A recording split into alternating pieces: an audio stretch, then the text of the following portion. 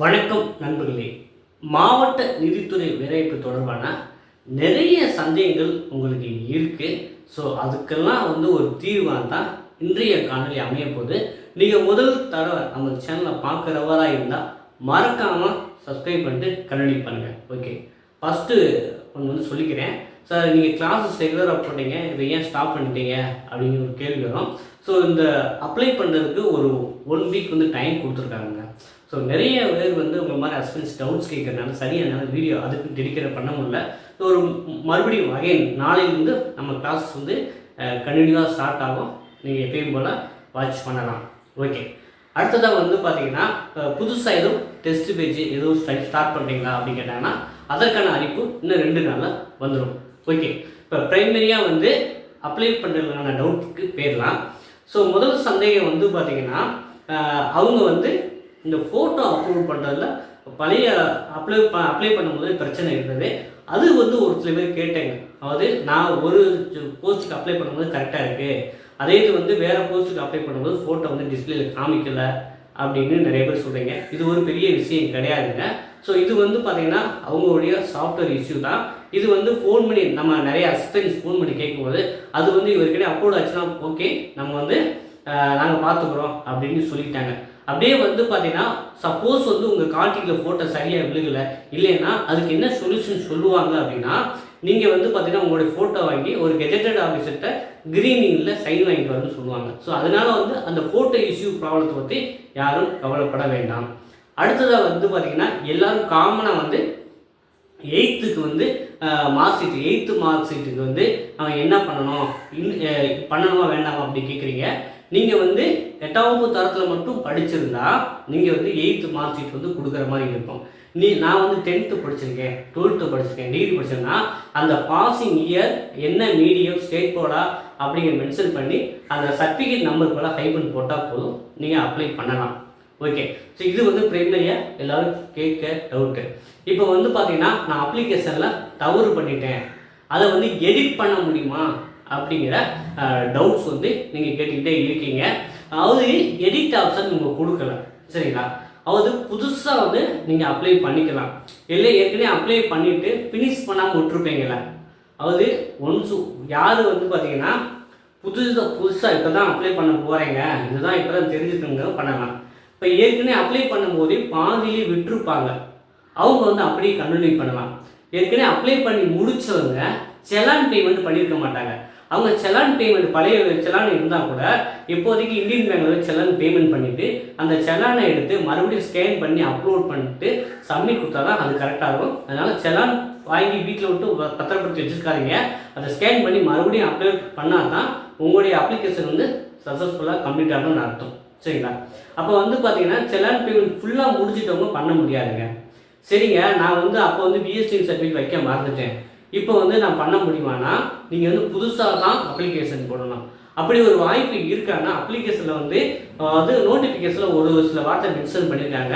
நீங்கள் 2-3 அப்ளிகேஷன் போட்டிருந்தா கடைசியாக என்ன பண்ணியிருக்காங்களோ அதை தான் நம்ம எடுத்துக்குவோம் அப்படின்னு கூட சொல்லியிருக்காங்க. அதனால் வேறு இமெயில் ஐடி ஃபோன் நம்பர் கொடுத்து நீங்கள் கரெக்டாக அப்லோட் பண்ணலாம். இல்லைங்க எனக்கு பிஎஸ்டிலாம் வேண்டாம், இருக்கிறதே போதும், பயமாக இருக்குது, நான் ரிஜெக்ட் பண்ணிட்டா என்ன சொல்லுவாங்கன்னா நீங்கள் அவங்க ரெக்யூமெண்ட்ஸுக்கு கால் பண்ணி கன்ஃபார்ம் பண்ணிவிட்டு இந்த மாதிரி நான் 2வது அப்ளிகேஷன் போடலாமான்னு கேட்டுட்டு கூட நீங்கள் டவுட் இருந்தால் அப்படி பண்ணிக்கோங்க, ஓகேவா? ஸோ இந்த தவறு நிறைய பேர் பண்ணிக்கிட்டு இருக்காங்க. அதே போல் ப்ரியாரிட்டி நிறைய பேர் நான் வாங்கலைங்க இப்போ வச்சுருக்கேன்னா ஸோ உங்களுக்கும் அதே கேஸ் தான். நீங்கள் வேறு ஜிமெயில் ஐடி ஃபோன் நம்பர் கொடுத்து பண்ணலாம். சப்போஸ் டவுட் இருந்தால் நீங்கள் இன்னும் டவுட் இருந்தால் ரெக்யூமெண்ட்ஸுக்கு கால் பண்ணி நீங்கள் கேட்டு கன்ஃபார்ம் பண்ணிட்டு கூட உங்கள் மன திருப்திக்காக பண்ணிக்கோங்க, ஓகேவா? அதனால் அப்ளை பண்ணுறவங்க அதாவது எஸ்சிஎஸ்டி பிரிவினர், அப்புறம் ஆதரவற்ற விதவை, பிசிக்கலி சேலஞ்சர் போன்ற பிரிவினருக்கு கட்டண விலக்கு கிடையாது, சரிங்களா? ஸோ அவங்க செலான் எடுக்க தேவையில்லை. ஸோ நான் செலான் எடுக்கணுமா, எப்படி போய் அப்லோட் பண்ணுறது அப்படின்னு கேட்குறீங்க. ஸோ ஒரு சில கேட்டகரிக்கு கட்டண விலக்கு கொடுத்துருக்காங்க, அவங்க செலான் பேமெண்ட் பண்ண தேவையில்லை. செலான் பேமெண்ட் பண்ணுறவங்க செலான் நீங்கள் அப்ளிகேஷன் கடைசி ஸ்டெப் முடித்தோடனே அது ஜென்ரேட் ஆகிடுங்க. அந்த ஜென்ரேட்டான செலானை எடுத்து தான் இந்தியன் பேங்கில் கட்டிட்டு அதை அந்த செலான் காப்பி அந்த காப்பியை மறுபடியும் அப்லோட் பண்ணுற மாதிரி இருக்கும். அவங்க 2 காப்பி கொடுக்குறாங்களே, 2 காப்பி அப்லோட் பண்ணால் ஆமாம் அந்த 2 காப்பியும் தான் நீங்கள் அப்லோட் பண்ண முடியும், சரிங்களா?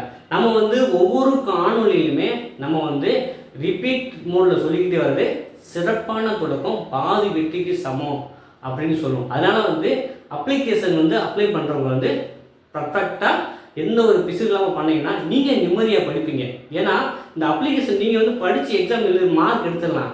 ஆனால் சர்டிஃபிகேட் வெரிஃபிகேஷன் போது ஏதாவது ஒரு சின்ன மிஸ்டேக்னாலும் நீங்கள் ரிஜெக்ட் ஆகிறதுக்கு வாய்ப்பு இருக்குது. ஒரு சில பேர் டேட் ஆஃப் பர்த்தே தவற பண்ணியிருக்காங்க. அது நான் ஒரு விஷயத்த சொல்லிக்கிறேங்க. அது பிரைமரியான விஷயங்கள் ஒன்று இருக்குது. அது என்னென்னா உங்கள் பேரில் வந்து எந்த தவறும் இருக்கக்கூடாது. ரெண்டாவது விஷயம் உங்களோட டேட் ஆஃப் பர்த். இந்த டேட் ஆஃப் பர்த்தை வச்சு தான் ஏஜ் லிமிட் எல்லாமே பார்க்குறாங்க. அதுலேயும் தவறு பண்ணக்கூடாது. மூணாவது விஷயம் கம்யூனிட்டி, அது உங்கள் கேஸ்ட், அதை வச்சு தான் இடஒதுக்கீடு பிரிக்கிறாங்க. இந்த மூணுலையுமே மேக்சிமம் தவறு பண்ணாமல் பார்த்துக்கேன். மற்றபடி அட்ரஸில் புள்ளி வைக்கிறது 2 எழுத்து விட்டுட்டேன், அது கூட பெரிய இஷ்யூவாக வராது. நம்ம ஏதாவது சொல்லி மேனேஜ் பண்ணிக்கலாம். ஆனால் வந்து உங்கள் name, date of birth, community, இது வந்து ப்ரைமரி. சரி, இதில் மட்டும் தவறு நடக்காமல் மேக்ஸிமம் பார்த்துக்கோங்க. ஓகேவா? ஸோ அதனால் வந்து நீங்கள் காலேஜ் சர்டிஃபிகேட்டில் இயர் ஆஃப் பாசிங் மாற்றி போடுறது, சிங்கப்பூர் ஒரு சில விஷயங்கள் வந்து அவங்க வந்து லெட்டர் எழுதி கொடுத்தா கூட நான் அக்செப்ட் பண்ணுறதுக்கு வாய்ப்பு இருக்குது. ஆனால் இந்த ப்ரைமரியான விஷயங்களில் நீங்கள் நேமு, டேட் ஆஃப் பர்த், கம்யூனிட்டியில் பண்ணிங்கன்னா உங்களை நல்ல மார்க் எடுத்தாலும் சர்டிஃபிகேட் வெரிஃபிகேஷனில் ரிஜெக்ட் பண்ணி விட்டுருவாங்க. ஓகேங்களா? ஸோ அந்த 3 இதுலையுமே மேக்ஸிமம் நீங்கள் தவறு பண்ண வேண்டாம். ஓகேங்க. ஸோ இதெல்லாம் ஓரளவு கிளியர் ஆகிட்டோம். அடுத்தது வந்து பார்த்திங்கன்னா அதாவது 4 கேட்டகரியில் அவங்க வந்து போஸ்டிங் போட்டிருந்தாங்க. ஓகேவா?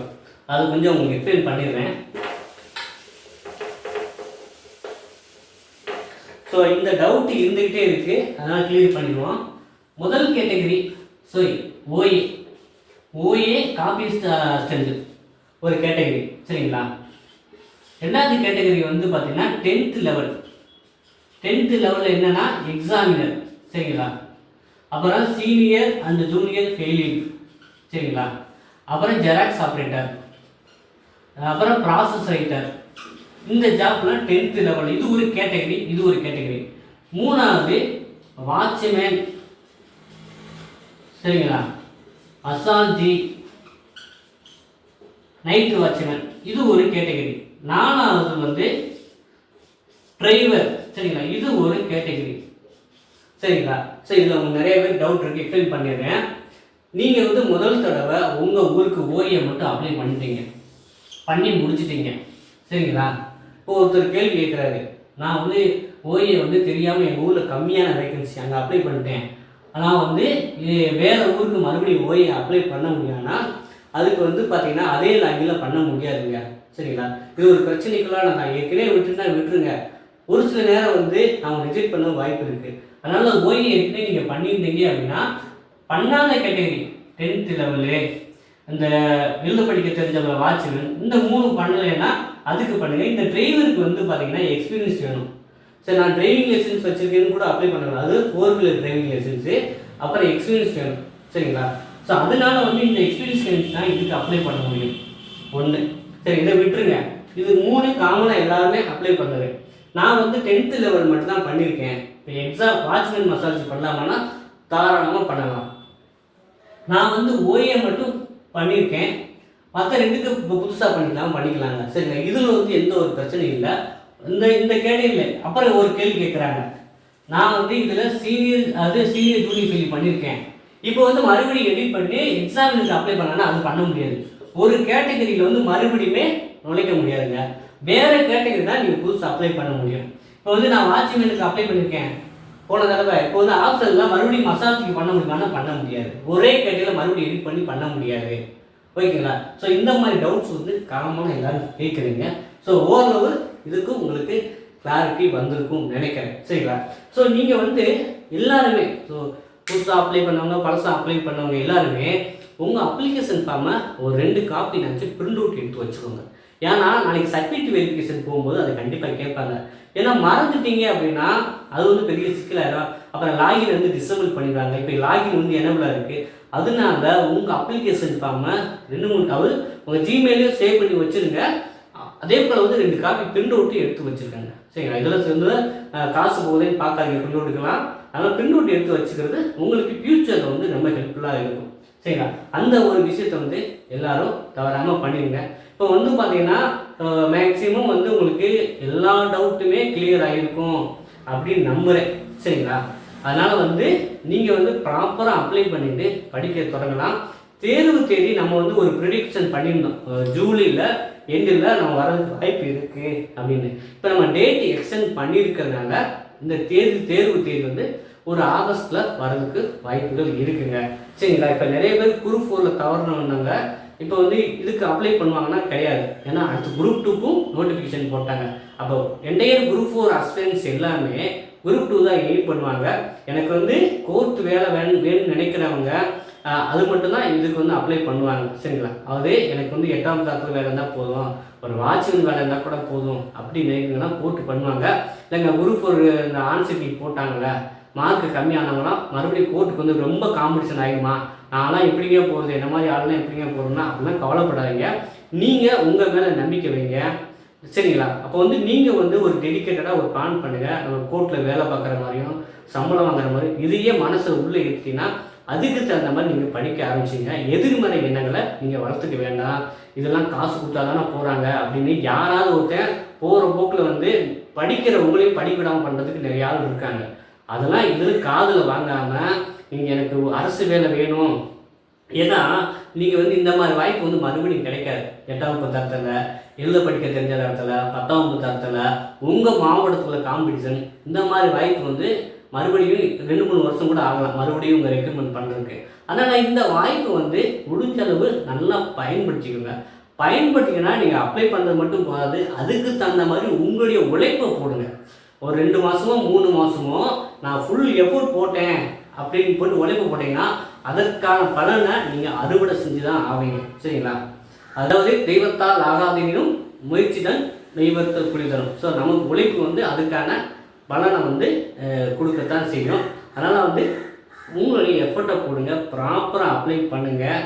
ஒரு தெளிவாக வந்து ஒரு பிளான் பண்ணி படிக்க ஆரம்பிங்க. ஸோ நம்ம என்ன போஸ்ட்டுக்கு அப்ளை பண்ணியிருக்கோம், டெய்லி வந்து எவ்வளோ நேரம் படிக்க போகிறோம் அதை வந்து ஒரு பிளான் பண்ணுங்கள்.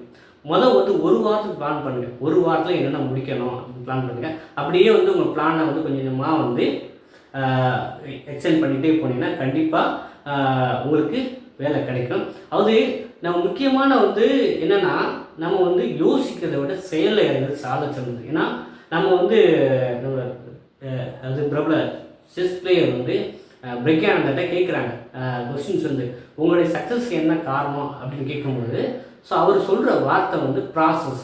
சரிங்களா? பண்ணுற வேலையில் ப்ராசஸ் பண்ணிக்கிட்டே அது தோல்வியோ வெற்றியோ நான் ப்ராசஸ் கிடைக்கும், ஆனால் அது வெற்றி எனக்கு அள்ளித்தருது, வெற்றியும் எனக்கு பைசா கிடைக்கிது. சில நேரம் தோல்வியும் கிடைச்சிருக்கு, ஆனால் நான் வந்து அதை ஒர்க் அவுட் பண்ணுறது ப்ராசஸ் பண்ண நிறுத்தலை, அந்த ப்ராசஸ் பண்ணிக்கிட்டே இருக்கனால தான் அதுக்கான பலனை வந்து வெற்றியாகவும் கிடைக்கிது அப்படிங்கிற ஒரு பதில் வந்து பேட்டியில் சொல்லியிருந்தாரு. அதனால தான் நான் சொல்கிறேன், நீங்கள் செயலில் இறங்கிருங்க. அது 1 மணி நேரம் படிக்கிறதுனா நீங்கள் 5 நிமிஷம் யோசிக்கணும். சரிங்களா? 3/4 மணி நேரம் யோசிச்சுட்டு 10 நிமிஷம் படிக்கிறதுல பிரயோஜனமே கிடையாது, யோசனையே கிடையாது. முதல்ல களத்தில் இறங்கி இருக்கிறத வச்சு படிக்க ஸ்டார்ட் பண்ணுங்கள். உங்களுக்கான சப்போர்ட் கைடன்ஸ் நம்ம வந்து எப்பயுமே கொடுத்துக்கிட்டே இருப்போம். சரிங்களா? ஸோ அந்தளவு வந்து பார்த்திங்கன்னா யாருமே வந்து ஒரு அகாடமியில் கூட நீங்கள் ஃபோன் பண்ணி பேசுகிறாங்க கூட எத்தனை பேர் பேசுகிறாங்கன்னு தெரியாது. இருந்தாலும் சில பேருக்கு வந்து ரொம்ப அடிமட்ட லெவலில் வந்து ஃபோன் பண்ணி பேசுகிறவங்களுக்கு என்னால் முடிஞ்ச ஹெல்ப்பை வந்து பண்ணிக்கிட்டு இருக்கேன். சரிங்களா? ஸோ எனக்கு வந்து நீங்கள் கால் பண்ணி பேசுனா காலையில் ஒரு 10 மணிலேருந்து ஒரு 5 மணிக்குள்ளே பேசுனா உங்களுக்கான ஏதாவது கைடன்ஸ் என்னால் கொடுக்க முடியும் தான் நான் பண்ணிக்கிட்டு இருக்கேன். ஸோ அதனால் நிறைய அஸ்பிரன்ஸ் கேட்டு அதை ஃபாலோ பண்ணிட்டு வராங்க. உங்களுக்கு ரொம்ப ஒரு இம்பார்ட்டன்ட் இது இந்த டவுட் வந்து கிளியர் பண்ணவே இல்லைன்னா நீங்கள் தாராளமாக வந்து இந்த வாட்ஸ்அப் நம்பருக்கு வாய்ஸ் நோட்ஸ் போடுங்க. சப்போஸ் எனக்குலாம் கால் பண்ணி கூட கேட்டுட்டு நீங்கள் வந்து உங்கள் கேரியர் வந்து ஒரு இந்த வருஷத்துலேயும் வேலை வாங்குற மாதிரி பார்த்துக்கோங்க. ஸோ உங்கள் பயணத்தில் நானும் தொடர்ந்து வரத்தான் போகிறேன். ஸோ இந்த காணொலி உங்களுக்கு ஓரளவு வேணும் பயனுள்ளதாக இருக்கும் அப்படின்னு நம்புகிறேன். ஸோ இந்த வீடியோ பிடிச்சா மறக்காமல் லைக் பண்ணுங்கள், சப்ஸ்கிரைப் பண்ணுங்கள், உங்கள் நண்பர்களுக்கும் தேவை அவங்களுக்கும் ஷேர் பண்ணுங்கள். நன்றி, வணக்கம்.